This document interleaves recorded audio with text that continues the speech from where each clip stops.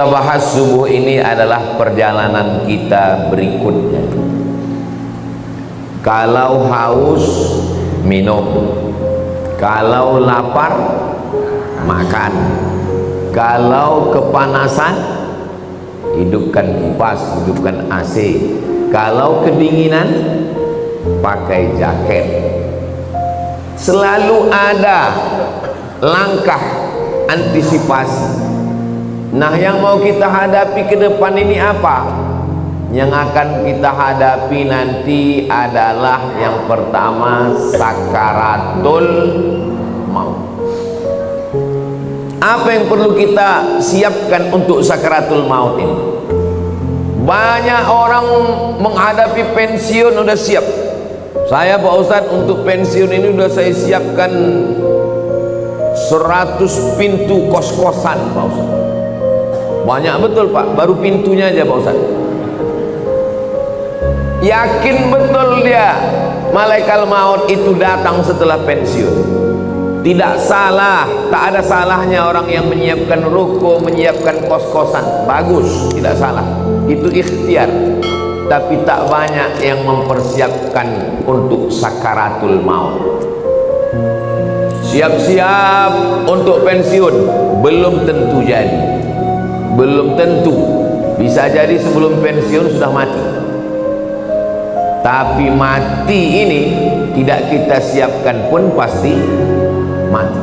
Yang paling pasti dalam hidup ini adalah mati. Apa yang kita siapkan untuk sakaratul maut itu? A'udzubillahi minasyaitonir rajim.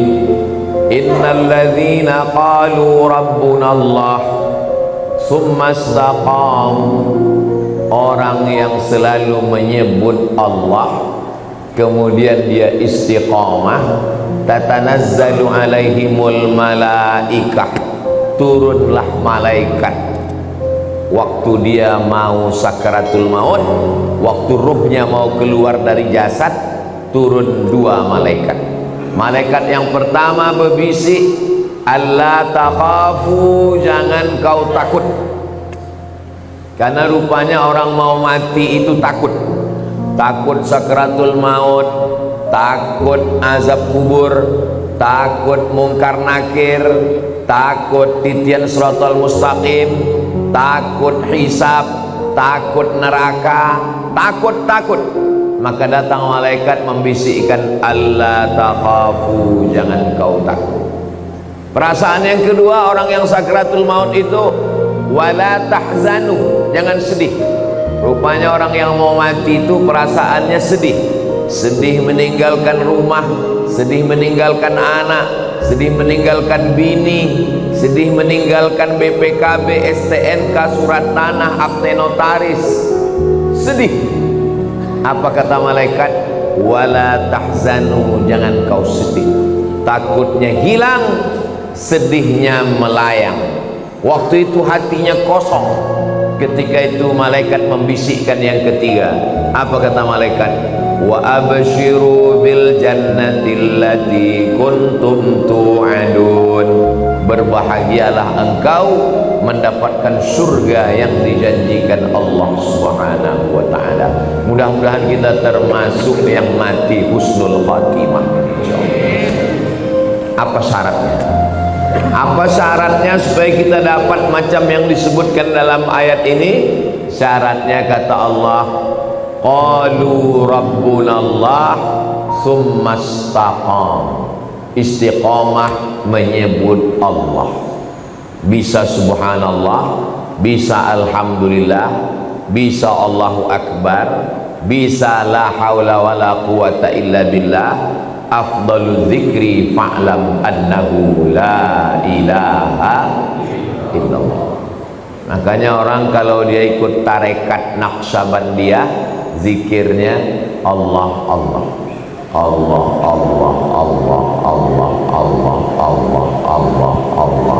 Alladzina yadhkuruna Allah, orang yang menyebut Allah qiyaman, waktu tegak, wa qu'udan, waktu duduk, wa ala junubihim, waktu berbaring. Duduk, tegak, berbaring, selalu mengingat Allah. Itu makanya melihat wajah di cermin menyebut Allah. Allahumma kama hassanta khalqi fahassin khuluqi. Masuk masjid menyebut Allah. Allahumma ftahli abwaaba rahmatik. Keluar masjid menyebut Allah. Allahumma inni as'aluka min fadlik. Masuk ke WC menyebut Allah. Allahumma inni a'udzubika minal khubuthi wal khaba'is. Mau tidur menyebut Allah. Bismika Allahumma ahya. Yang dibaca mau tertidur dia nanti. Jadi kalau mau husnul khatimah, jangan berhenti menyebut Allah, Allah, Allah, subhanallah, walhamdulillah, la ilaha illallah, wallahu akbar. Macam mana sakitnya mati itu? Nabi Isra Mi'raj berjumpa dengan yang orang sudah mati beribu tahun. Sudah berapa lama kalian mati? Ribuan tahun. Macam mana rasanya mati itu? Macam kambing dikuliti hidup-hidup, macam mata kail pancing ditarik dari kulit yang basah, macam tebasan pedang beratus kali di tempat yang sama. Makanya kita selalu berdoa dalam doa selamat, Allahumma hawwin alaina fi sakaratil maut. Ringankan kami waktu sakaratul maut. Tulis di YouTube itu sakratul maut titik. Nampak nanti orang yang mati, pembawa acara TV mati, orang sedang pidato mati, yang paling banyak mati orang yang sedang angkat berat, rupanya tak tahan jantung itu mati, orang sedang jogging mati. Nah, jadi mati ini kapan saja bisa terjadi. Apakah orang yang mati semalam itu sehari sebelumnya sadar dia mau mati? Tidak. Tiba-tiba aja datang kematian itu. Wajaa, datang dia sakratul mauti bil haq. Dia datang tiba-tiba. Hari ini kita usap kepala anak yatim, besok pagi kepala anak kita diusap orang sebagai anak yatim. Hari ini saya bicara mati, bisa jadi belum selesai tausiah ini saya sudah mati. Maka jangan pernah takut cerita tentang mati, karena kita semua akan mati. Kita sekarang hidup, resiko hidup adalah mati. Takut hidup, takut mati, jangan hidup. Takut mati, jangan hidup. Takut hidup, mati saja. Karena ketika kita berani menghadapi hidup, berarti kita sudah berani menghadapi mati. Yang kita persiapkan itu adalah mati dengan husnul khatimah, insyaallah.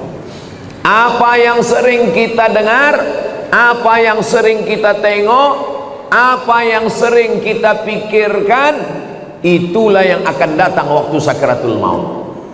Terlentang kita di masjid ini, maka yang kita tengok adalah alhamdulillah, alhamdulillah, alhamdulillahi rabbil alamin. Itu maka kaligrafi ditulis di dinding. Supaya apa? Supaya mata menengok. Kalau bawa mobil dari Makkah ke Madinah, dari Makkah ke Jeddah, di pinggir jalan, subhanallah walhamdulillah, la ilaha illallah, wallahu akbar. Kenapa di pinggir jalan itu ditulis? Supaya kalau mati husnul khatimah. Beda tempat kita, di pinggir jalan yang tulis iklan es krim sama skincare. Makanya matinya bukan menyebut Allah, kredit. Apa yang sering kita dengar, apa yang sering kita tengok, apa yang sering kita pikirkan, itulah yang akan datang waktu sakaratul maut. Ada orang koma di masjid di Rumah Sakit Cipto Mangunkusumo Jakarta. Koma, belum titik lagi, masih koma, tidak sadar-sadar. Kata dokter, bawa orang ini ke rumah karena sudah tak ada harapan hidup. Ini tinggal menunggu aja lagi. Obat sudah tak ada, sampai masanya mati ini nanti. Akhirnya anak istrinya pun dah menyiapkan mau bawa pulang ke rumah. Begitu mau dibawa pulang ke rumah, tiba-tiba duduk dia. Dokter pun terkejut, anak bininya pun terkejut. Kok sadar dia lagi? Akhirnya ditanyalah orang ini, "Bapak kan koma?" "Iya." "Di dalam koma itu apa yang bapak rasakan?" "Aku tak ingat apa-apa." "Terus kenapa tiba-tiba sadar?" Tiba-tiba datang Ustadz Somad. Apa kata dia? Ditanyanya saya, "Kapan kau buat tabligh akbar?" Akhirnya saya pun terduduk. Pokoknya nanti kita buat tabligh akbar di kampung. Akhirnya dibuatnya lah acara di tepi Danau Maninjau. Nama acaranya Pulang Basamo. Akhirnya saya datangi bapak ini, dia dari Jakarta. "Apa betul bapak koma di rumah sakit Cipto Mangunkusumo?" "Betul Pak Ustaz." "Terus dalam koma itu apa yang bapak rasakan?" Tiba-tiba Ustadz datang bertanya ke saya, "Kapan tabligh akbar?" Itulah saya terduduk sadar tuh Pak Ustaz. Lama saya menung.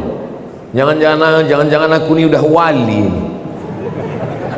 Dua gendangnya, kalau tak wali murid, wali kelas. Saya ini orangnya rasional. Saya selalu penasaran, kenapa bisa saya datang ke dalam komanya itu. Lalu saya tanya dia, "Bapak kalau pagi apa yang bapak lakukan?" Saya hidupkan handphone, saya dengar tonton YouTube Ustaz. "Oh." "Kalau bapak sampai di tempat kerja apa yang bapak lakukan?" "Kalau sedang kosong saya tonton lagi YouTube Ustaz." "Kalau bapak mau tidur malam apa yang bapak lakukan?" "Sebelum saya tidur yang terakhir saya tonton adalah YouTube Ustaz." Baru saya paham, apa yang selalu ditonton itulah yang dibawa ke alam bawah sadar, itulah yang datang waktu tidur dan waktu koma, dan itu juga lah yang datang waktu husnul khatimah, insyaallah. Rasional, masuk akal. Tanyalah sama pakar-pakar psikologi, kenapa bisa itu yang terbawa-bawa. Makanya bapak-bapak pikirkan yang bagus-bagus aja, jangan pikirkan yang waktu SMP SMA dulu. Mau dia mengigau tuh bawa ke malam, tiba-tiba udah sambal belacan aja di muka. Maka saudaraku yang dimuliakan Allah subhanahu wa ta'ala, kalau yang kita pikirkan itu adalah akhirat, yang kita pikirkan itu adalah nama Allah, maka insya Allah kita semua mati dalam keadaan husnul khatimah, insyaallah. Nah, ruh kita keluar dari hembusan. Makanya orang yang mati itu biji matanya terbuka. Semua orang yang mati biji matanya terbuka. Apa yang ditengok waktu mata terbuka? Yang ditengok itu adalah ruh keluar dari mulut dan hidung. Dulu ruh itu masuk ke dalam jasad ini dihembuskan. Wa nafakhtu fihi min ruhi, aku hembuskan ruh. Rahaya ruhu, pergi berhembus. Ruh itu artinya pergi dan datang berhembus. Maka waktu datangnya berembus, perginya pun berembus. Ruh itu berjalan dari mulai ujung kaki sampai ke betis, naik ke lutut, naik ke paha, naik ke pinggang, terasa dingin, sejuk di kaki. Kalau ada bapak ibu yang udah merasa agak sejuk di kaki, tak lama lagi itu. Naik dia ke atas, naik dia ke atas, naik dia ke atas, keluar dia dari mulut, biji mata menengok ruh itu keluar, maka datang orang lain memejamkan mata kita. Bismillah wa ala millati Rasulillah, inna lillah wa inna ilaihi raji'un. Menggerakkan tangan ringan, menggerakkan lidah ringan. Yang paling ringan adalah menggerakkan kelopak mata. Inilah yang paling ringan. Tapi waktu kita sakratul maut, jangankan menggerakkan tangan, jangankan menggerakkan bibir, menggerakkan kelopak mata pun tak bisa. Terbuka. Bini yang katanya buah hati belayan jiwa pun takut memejamkan biji mata kita. Datang anak ke masjid memanggil tuan imam, "Pak Imam, tolonglah datang ke rumah. Ayah kami matanya tak tertutup-tutup dari tadi malam. baiknya imam, padahal orang ini tak pernah datang ke masjid. Makanya masyarakat sini yang tak pernah datang ke masjidlah kalian. Untuk apa Ustaz sampaikan ini? Bukan orang ini datang, kirimkan video ini ke kalian. Jangan sampai nanti akhirnya tuan imam yang datang ke rumah dia hanya untuk menutupkan kelopak matanya, dan akhirnya jenazahnya dibawa juga ke masjid. Seumur hidup ke masjid cuma 2 kali. Yang pertama akad nikah, yang kedua innalillah. Mudah-mudahan kita istiqomah menghidupkan masjid ini insyaallah. Lalu kemudian setelah ditutupkan, kita pun ruh keluar dari jasad. Lalu kemudian kemana pergi ruh itu? Ruh itu dibawa oleh malaikat. Dalam hadis riwayat Imam Ahmad bin Hanbal, ruh dibawa di atas kain kafan dari cahaya, lalu kemudian mengetuk pintu langit. Lalu kemudian malaikat yang menjaga pintu langit menengok ruh. Apa kata malaikat penjaga pintu langit? Inilah orang yang amalnya kami tengok 2 kali sehari. Habis subuh, malaikat yang menjaga di waktu malam datang membawa amal dia. Habis maghrib, malaikat yang menjaga di waktu siang datang membawa amal dia. Amalnya kami tengok 2 kali sehari, tapi orangnya baru ini kami jumpa. Itulah makna orang yang dirindukan oleh para malaikat. Kam min masyhurin fil ardi walam yakun ma'rufan fis sama. Berapa banyak orang yang masyhur di bumi, viral, tapi malaikat di langit tak pernah kenal dengan dia. Tapi berapa banyak orang yang di dunia tak viral, tak dikenal orang, tak punya akun Facebook, Twitter, WhatsApp, tapi malaikat-malaikat penjaga pintu langit sudah lama merindukan dia, karena malaikat selalu membawa amal-amal dia. Mudah-mudahan amal-amal kita termasuk yang selalu lalu lalang di lalu lintas langit, dan orangnya masih di bumi, masyhur di bumi, masyhur juga di langit. Tak perlu masyhur di bumi, yang penting masyhur di antara malaikat penjaga pintu langit insyaallah. Amin ya rabbal. Ini malaikat yang ikut sholat subuh bersama kita ini, habis itu dia bawa amal kita. Lalu malaikat penjaga pintu langit menengok, oh amal si fulan tahajud tadi malam, amal si fulan sholat sunat hajat tadi malam, amal si fulan berzikir tadi malam, amal si fulan sholat subuh berjamaah. Amalnya ditengok malaikat tiap hari, tapi orangnya masih berjalan di atas muka bumi, sampai akhirnya kita pun mati. Lalu ruh itu dibawa oleh para malaikat. Kenapa ada orang yang waktu penutup mukanya dibuka tersenyum? Kata Ustaz Somad, mati itu sakit. Kenapa ada orang yang mati tersenyum?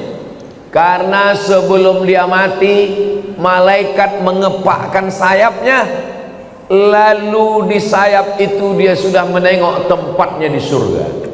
Begitu nampaknya tempatnya di surga, tersenyum dia. Saat dia tersenyum itulah malaikat mencabut nyawanya. Maka ada yang mengalahkan sakit. Yang mengalahkan sakit adalah menengok tempat di surga. Mudah-mudahan kita termasuk orang yang menengok tempat kita sebelum kita mati. Ustaz Somad sudah pernah menengok tempat Ustaz di surga. Saya jangankan menengok tempat di surga, menengok tempat parkir mobil pagi ini pun tak tahu saya. Karena menengok tempat di surga itu nanti ketika kita mau sakratul maut. Masa iya Pak Ustadz, sakitnya mati bisa dikalahkan? Itu logikanya begini, rasionalnya begini. Ibu habis melahirkan anak, sobek dagingnya, mohon maaf, sakit. Tak usah saya ceritakan sakitnya. Nanti kalau saya ceritakan ibu-ibu, alah macam pernah aja Ustadz itu. Ibu sedang terbujur sekarang di rumah sakit, baru saja disobek dokter kulitnya, koyak mengeluarkan bayi. Tak lama kemudian datang bidan membawakan bayi, lalu ibu pun menggendong anak itu. Ibu senyum atau tidak? Senyum. Yang saya tanya, sakit atau tak sakit? Inilah hebatnya. Ibu yang saya tanya, bisa pula bapak tuh merasakan sakit. Kan memang cinta sejati lah orang. Ibu itu baru saja melahirkan anak, nyawa taruhannya, koyak dagingnya, tapi menengok anak tersenyum dia. Begitulah mati itu. Sakit, tapi sakitnya kalah. Kenapa? Karena menengok tempat di surga, ditunjukkan Allah. Itu salah satu tanda husnul khatimah. Orang yang husnul khatimah itu irqul jabin. Irqul jabin, berkeringat jabin di atas kening atasnya. Kenapa? Kenapa orang yang mati husnul khatimah itu berkeringat di atas jabin ini? Karena malu. Biasanya orang kalau malu kan merah wajahnya karena tersipu malu. Maka orang yang meninggal menengok tempatnya di surga, malu dia karena amalnya tak seberapa. Aku amalku rasanya tak seberapa, kenapa besar kali balasan yang kau kasih ya Allah. Maka salah satu tandanya adalah irqul jabin, keluar macam keringat kecil di atas. Tapi jangan pula gara-gara ini biar supaya suami ibu disangka husnul khatimah, begitu mati langsung semprotkan air ke keningnya. Itu tak usah dibuat-buat, serahkan aja kepada Allah Subhanahu wa ta'ala. Ini yang saya sampaikan ini menurut hadis-hadis yang sahih, supaya kita bersiap-siap. Maka jangan lupa berzikir. Zikir ini banyak kali Pak Ustadz. Kata guru saya Syekh Umar Al-Ma'ruf Ali, dia keturunan dari Syekh Muhammad Tayyib. Syekh Muhammad Tayyib ini murid langsung dari Syekh Muhammad bin Abdul Karim Samman dari Madinah. Kata dia, Abdul Somad, kalau kau payah memilih-milih zikir yang banyak, kau amalkan aja 3. Yang pertama istighfar, yang kedua solawat, yang ketiga la ilaha illallah. Istighfar itu membersihkan cawannya. Ini cawan kotor, kalau dituang air zam-zam ikut jadi kotor. Bersihkan dulu, membersihkan cawannya dengan istighfar. Astaghfirullahaladzim, astaghfirullahaladzim, astaghfirullahaladzim, astaghfirullahaladzim, astaghfirullahaladzim.